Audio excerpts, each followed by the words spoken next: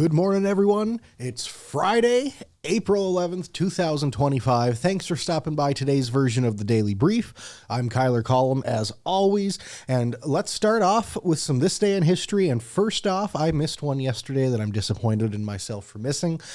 Yesterday in history, 1917, Theodore Roosevelt asked President Woodrow Wilson if he could reform the Rough Riders and fight in World War I. He was obviously not allowed to do so, and probably for the best, but could have been a really crazy thing to see the Rough Riders reformed fight in World War I. Today in history, though, 1970, Apollo 13 is launched. Obviously, that's the Apollo mission that did not land on the moon. It had some issues. It had to shoot itself around the moon and get back to Earth that way.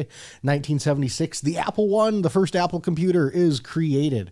And in 1986, the FBI Miami shootout. It's a gun battle in broad daylight in Dade County, Florida, between two bank or armored car robbers and pursuing FBI agents. During the fight, 2 agents get killed and 5 others were injured. As a result, the popular 40 caliber Smith & Wesson was developed for law enforcement usage. Some weather in today. It still looks like it's going to be a nice day. It looks like high of 75. Going to be a breezy day out there for sure. Low of 45 tonight. We are under a red flag warning, so make sure you're not burning anything right now.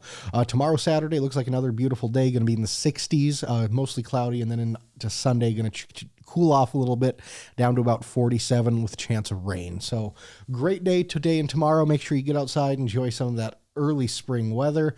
Let's get into some of the news. Obviously, if you checked us out yesterday, I had a great interview with Shaun Sipma on ND Talk.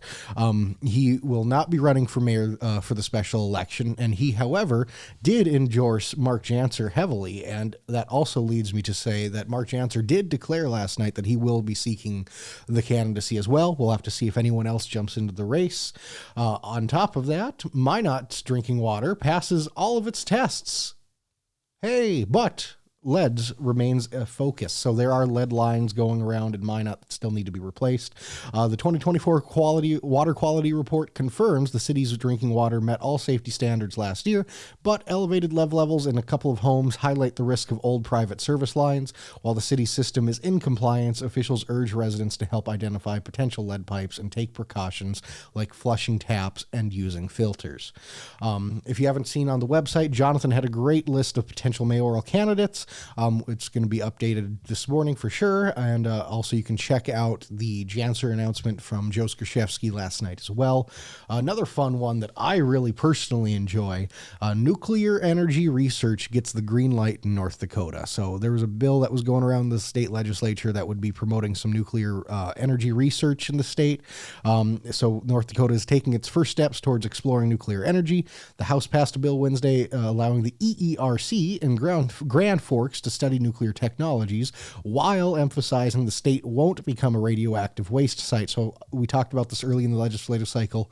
I was scared that because it focused heavily on the radioactive waste site, this might just be something that gets nixed.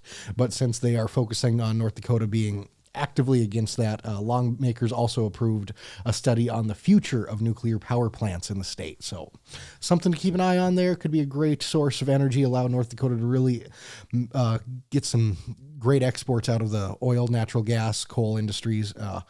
North Dakota Senate also approved a bathroom bill that would fine schools for noncompliance. So another one of those social bills going through the state legislature. North Dakota Senate passed 2 controversial bills on Thursday. House Bill 1144 bans all gender bathrooms in K through 12 public schools and introduces enforcement measures.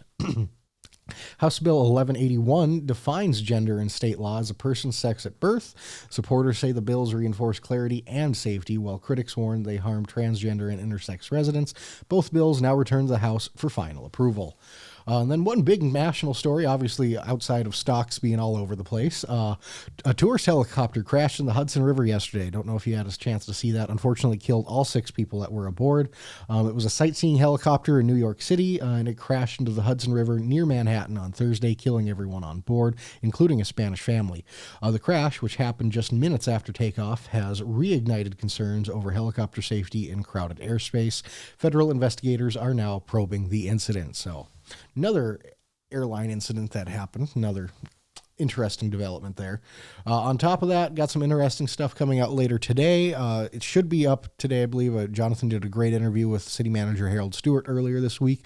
Expect to see that today. If you haven't checked out Rob Fuller's podcast, Let's Talk About It Minot, that came out yesterday as well. Make sure you go give that a watch. And on top of that, over the weekend, I'll be having my Columns Column article coming out tomorrow.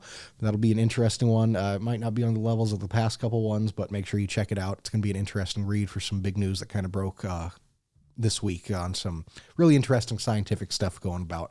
But that's all I have for you this morning. Have a great day. Thank you as always for watching. We appreciate every single one of you. Make sure you like, comment, subscribe, hit the bell button for notifications so you know every time we're going live and every time we drop a new video. So as always, thank you all for watching. Have a great weekend.